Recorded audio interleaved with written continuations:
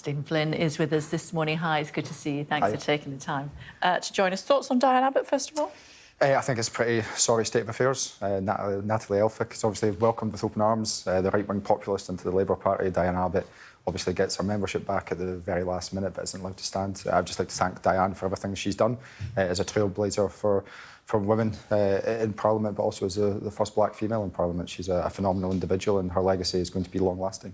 Are you confident that we'll see her potentially stand either somewhere else or at the next election? I have no idea, to be honest, but I think this is a pretty sorry reflection of the Labour Party and where it stands, what its values are and what its principles are at the moment, and the public will be reflecting on that heavily. How's your campaigning going? I'm reading that Tommy Shepherd, SNP MP for Edinburgh East, has only raised £70 for his election campaign by last Sunday. And I bet you any money in the world that Tommy Shepherd will have one of the best funded and most exciting campaigns in Edinburgh. That's wrong. Well, a crowdfunder is one thing in particular, but we all get donations from individuals on the side, and there's people who don't like to put things on crowdfunders and all the rest of it. But Tommy will have a fantastic campaign in Edinburgh, and I'm very confident that he'll hold the seat. OK. You've got a reserve for candidates, haven't you? The SNP Holyrood. Are you handing that out? What, sorry? A reserve, so you help candidates come the election to not just crowdfund, but also to raise their own funds. Oh, yes. And donate funds to them. So the party, of course, our party in particular, relies upon our members to donate. We don't have the unions, we don't have big business like the Conservative Party do, so our membership donates to the party, and our party makes sure that candidates are supported. But of course, as MPs, as candidates, we are able to attract donations from individuals, and I'm very confident that right across Scotland we'll be in a position to fund our campaign and to take forward our positive message of putting Scotland first at this election. And yet it looks as though your numbers could halve at the next election. Well, isn't this the exciting thing about an election? Polls swing one way, they swing the other way, and what we know is the most important poll is on the 4th of July. On Independence Day, no less, as I'm sure you know. And, you know, the thing for us is we need to be talking about the cost of living crisis, the support that people deserve for their mortgages, their food bills or energy bills, the economic growth that we need to see. And, you know, we're a little bit different from the Westminster consensus in that regard. We want to see access to the single market, we want to see freedom of movement, and we want to see doubling down of investment in net zero. We want to see £28 billion of investment, not just the £5 billion that Keir Starmer's rode back on, but perhaps most important of all, we want to see an end to Tory austerity. The IFS say there's £18 billion of public sector cuts coming, a conspiracy of silence between the Labour Party and the Tory Party. We reject that. We want to see investment in our NHS because it's the right thing to do. Surely most important of all, as far as your party is concerned, is independence. Well, indeed, and the poll is going to take place on Independence Day, which I think is quite a nice thing for people to keep in their minds. But the reality is people in Scotland have got very many challenges in their life at this moment in time. If we can make the positive case for why they should back us to put Scotland first in Westminster, we should do that. And of course, what we would ultimately like to see is Scotland to become that independent nation so that we don't have to rely upon Westminster to try and improve the lives of people. We can take that power into our own hands, decide our own future, and make sure that the austerity, Brexit and cost of living chaos that Westminster has brought to us is ended. What does the mandate look like for you if you lose half your seats? Well, a mandate for any political party is winning the election, and that's what we're focused upon doing. Now, the hubris of the Labour Party in Scotland is back to the levels that used to be, where they took things for granted. We're, of course, taking a slight dip in the polls, but I'm very confident that with that positive message of putting Scotland first, we can get over the line and deliver for the people of Scotland again. So just to clarify, you could go from 48 seats to 29 seats and still feel that you had a mandate to have an independence referendum? Well, you know as well as I do how elections work, Kay, and the winner in an election gets to take forward their manifesto, and it will ultimately be for us to seek to do that. The big question here, and this is a question that Keir Starmer is going to have to face up to, is at what point does he recognise the democratic views of the Scottish people? We know the Conservative Party don't, whether that's Theresa May, Liz Truss, Boris Johnson, Rishi Sunak.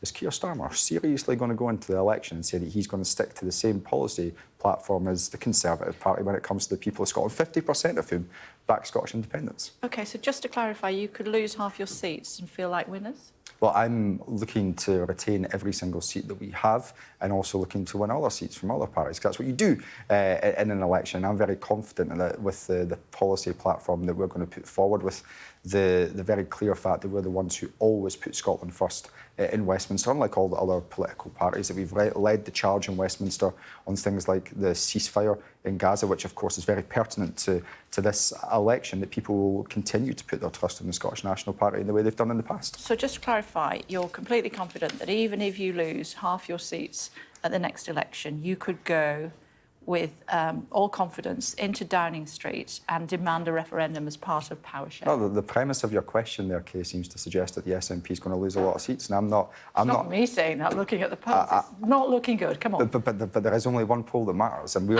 we are very much focused on making sure. You know that's election bingo. I can stamp that off my card again. But that's what we're here for. It's an election. We need to make sure that we can win everywhere in Scotland. We've got a very strong record to be standing on. We've got a very powerful voice in Westminster, where we always put Scotland's interests first. And I know that that's something that the people of Scotland would like to see continued. What about this chappie who's been suspended for 27 days, Michael Matheson, for running up massive bills, £11,000 on his parliamentary iPad? Yeah, so you'll know the backstory to this, that Michael went away on holiday to Morocco, took his parliamentary iPad, and I think it was his kids who tethered the iPad so that they could watch some football matches. Michael, of course, has paid all that money back. I think he did that last year. And why did he claim it on his exes? Well, I think Michael made a significant mistake in that regard. Sure did. And he's recognised that mistake. And of course, what the Parliament's going to be doing this week is sanctioning him for that mistake that he made. But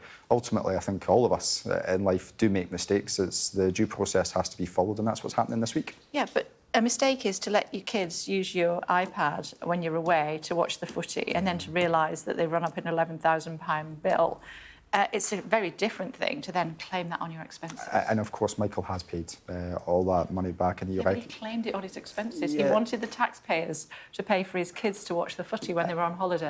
And of course, what's happened there in terms of his kids watching the football on the iPad, I don't know the ins and outs of who knew what, when and why in relation to all of that. If you were running up an £11,000 bill, you'd know about it, wouldn't you? Well, certainly knew about it when he claimed it on his expenses. Well, no about it subsequent to the fact, yes. Well, and then claim it on his expenses. And of course, every single penny has been paid back, so that's the right thing to do. And this week, we'll obviously see the conclusion of this matter with the sanction that the Scottish Parliament's going to hand down. Talk to me about Nicola Sturgeon and the police probe. What sort of dark cloud is that casting over the election campaign for you? Let me finish the question before you answer. There you go. I know you practiced it in the mirror. Where you go. So obviously it's an ongoing police investigation, Kay, and I wouldn't want to provide a running commentary in relation to that. I think that would be unfair of me to do so. The police have got to be able to get on with the work that they are. It does cast a cloud, though, doesn't it? Of course, the people of Scotland are going to have their own views in relation to this. It casts a cloud over your campaign. But Kay, as I'm sure... Come on, it does. I know, but I'm not going to get into the business of openly commentating on what is an active police investigation. I'm not asking you to. I'm asking you about whether the fact that somebody who was the SNP for a very long time and her husband have now got this police investigation and one of them has been charged. I'm sure you're asked about it on the doorstep.